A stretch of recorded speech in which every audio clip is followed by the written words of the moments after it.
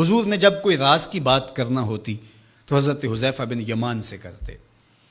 تو فرماتے ہیں کہ میں چونکہ حضور کے ساتھ نماز نہیں پڑھ سکا تھا، کافی وقت گزر گیا، تو ماں نے مجھے اجازت دی حضور کی خدمت میں حاضر ہونے کی۔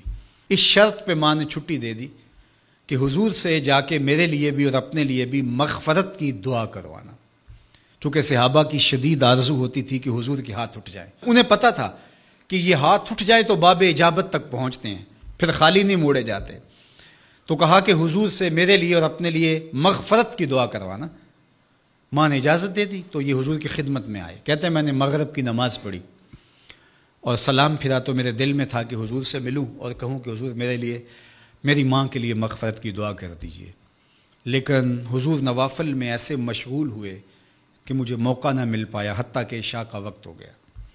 عشاء کی اذان پکاری جانے لگی، حضور نے نماز عشاء پڑھائی، سلام پھرا تو میرے دل میں تھا کہ ماں نے جاتے ہی پوچھنا ہے کہ دعا کروائی تھی تو کیا جواب دوں گا۔ مغرب کی نماز کی چھٹی ملی، عشاء بھی ہو گئی اور میں عرض نہیں کر سکا۔ تو میں ابھی سوچ ہی رہا تھا کہ حضور حجرہ انور کی طرف بڑھ گئے۔ اب جنہوں نے مسجد نبوی کی حاضری کا شرف پایا ہے وہ جانتے ہیں کہ مصلی نبوی سے حجرہ رسول کا فاصلہ ہی کتنا ہے، اور جنہوں نے یہ شرف نہیں پایا میری دعا ہے کہ وہ اڑ کے مدینے چلے جائیں۔ سچی بات ہے، جس نے وہ شہر نہیں دیکھا اس نے کچھ بھی نہیں دیکھا۔ جنوں ویکھ کے اکھیاں ٹھر دیاں نے، جنوں ویکھ کے ٹھر دا سینہ ہے، ربا تیری ساری خدائی وچوں بس ایک کو شہر مدینہ ہے۔ آج اس وقت پوری دنیا کے اوپر جو وبا پھیلی ہے اس کی وجہ سے جہاں اور بہت ساری چیزیں ہمارے لیے اذیت اور دکھ کا ذریعہ ہیں، وہاں ایک بہت بڑا دکھ ہے کہ مسجد نبوی کے دروازے بھی بند ہیں۔ تو یہ دن تھے کہ حرم کی رونقیں دیکھنے والی ہوتی، مواج انور کے سامنے درودوں کی بہار ہوتی، مدینے میں بیٹھ کے حضور کے روضے کے سامنے حضور علیہ الصلاۃ والسلام کے شہر کی پکی ہوئی کھجوروں سے افطاری کرنے کا اپنا ہی لطف ہوتا۔ آج مدینے کے لوگ بھی ترس رہے ہیں۔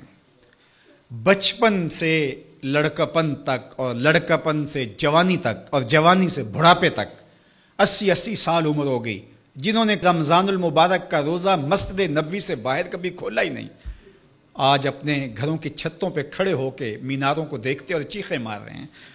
اللہ اس وبا کے دن مختصر کر دے اور اس امت کے لیے آسانیاں پیدا کر دے۔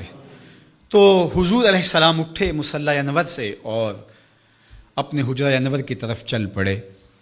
تو حضرت حذیفہ بن یمان کہتے ہیں کہ میں بھی حضور کے پیچھے چل پڑا، غیر ارادی طور پہ کچھ رفتار تیز ہو گئی تو قدموں سے آہٹ پیدا ہوئی۔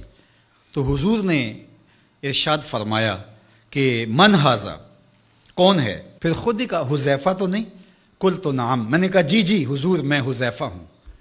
تو آقا کریم علیہ السلام نے کوئی توقف کیے بغیر فرمایا ما حاجتوں کا غفر اللہ لک ولی امک، اللہ تجھے بھی بخش دے، تیری ماں کو بھی بخش دے، کس کام آئے ہو؟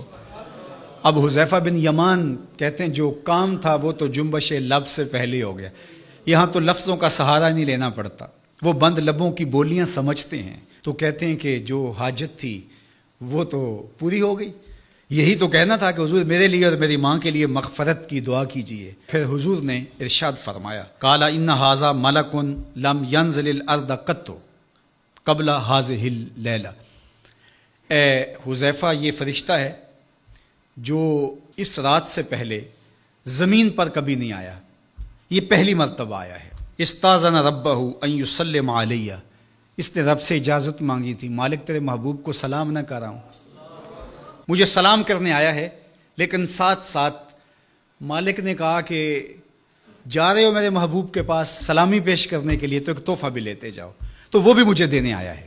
تو وہ تحفہ کیا ہے سنو، بے انا فاطمہ تا سیدۃ نساء اہل الجنہ، مجھے خوشخبری دینے آیا ہے کہ آپ کی بیٹی فاطمہ جنتی عورتوں کی سردار ہے، اور وَأَنَّ الْحَسَنَ وَالْحُسَيْنَ سَيِّدَا شَبَابِ أَهْلِ الْجَنَّةِ، اور حسن اور حسین فاطمہ کے بیٹے جنتی جوانوں کے سردار ہیں۔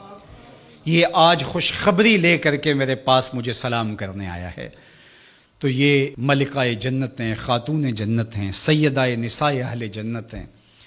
کہتے ہیں کہ جب حضور علیہ الصلاۃ والسلام کو سیدہ فاطمہ الزہرا رضی اللہ تعالی عنہا کوئی بات کرتی تھیں تو حضور ان کی بات کو نہیں ٹالتے تھے، ان کی بات مان لیتے تھے۔ تو آج ہم سیدہ فاطمہ الزہرا رضی اللہ تعالی عنہا کی وساطت سے حضور کی بارگاہ میں استغاثہ پیش کرتے ہیں کہ اس امت مرحوم پہ اللہ سے رحم کی خیرات مانگیں اور اللہ میرے وطن کی خیر کرے، امن، رحمت اور کرم نوازیوں کے اجالے اور نور نصیب ہو، میری قوم کی بیٹیوں کو اسوہ فاطمہ کے اجالے عطا ہوں۔